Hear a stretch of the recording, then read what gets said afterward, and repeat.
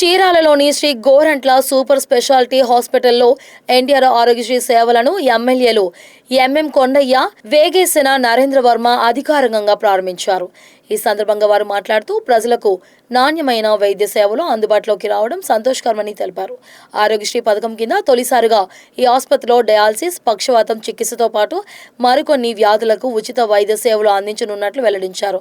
అదేవిధంగా గుండె సంబంధిత వ్యాధులకు కూడా ఎన్టీఆర్ ఆరోగ్యశ్రీ పథకం కింద చికిత్స అందుబాటులో ఉండడం వల్ల పేద, మధ్యతరగతి ప్రజలకు ఎంతో మేలు జరుగుతుందని ఎమ్మెల్యేలు పేర్కొన్నారు.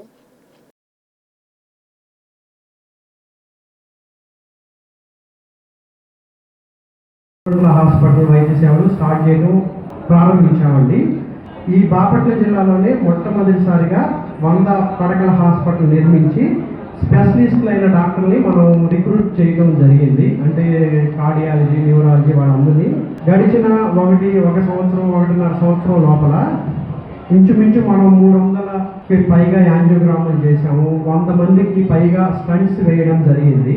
కాకపోతే ఈ వైద్యం అనేది కొంచెం ఖర్చుతో కూడుకున్నది కాబట్టి ఈ ఖర్చు భరించడం సామాన్య ప్రజలకు కష్టం.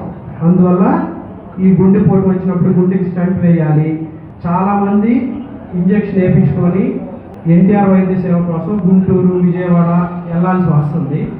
మొదటి నుంచి కూడా నేను చీరాలలో ప్రతి చిన్న విషయానికి విజయవాడ, గుంటూరు దారి పట్టకూడదు, చీరాలలో కూడా కొన్ని సూపర్ స్పెషాలిటీ హాస్పిటల్స్ ఉంటే బాగుండాలి ఆశపడ్డాను. దాంట్లో భాగంగా మరి Shri Gorantla super speciality hospital కూడా రావడం జరిగింది. అలాగే ఇంకో హాస్పిటల్ కూడా రావడం జరిగింది. నేను రాజేష్ గారు మొట్టమొదట ఇది కట్టిన వెంటనే గౌరవ మంత్రివర్యులు శ్రీ గొడ్డుపట్టి రవి గారిని పిలవమంటం జరిగింది. ఆ రోజున మీ ఇద్దరం ఇక్కడికి రావడం, ఈ యొక్క హాస్పిటల్ ఓపెన్ చేయడం జరిగింది.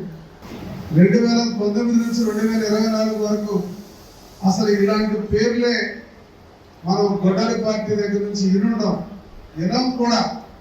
ఎవరన్నా ఇనుంటే మీరు చెప్పచ్చు. ఇక్కడ పెద్ద ఎత్తున ప్రజల యొక్క ఆరోగ్యం మీద దృష్టి పెట్టినటువంటి ప్రభుత్వం ఏదైనా ఉందంటే అది కూటమి ప్రభుత్వం, గౌరవ ముఖ్యమంత్రి వర్యులు.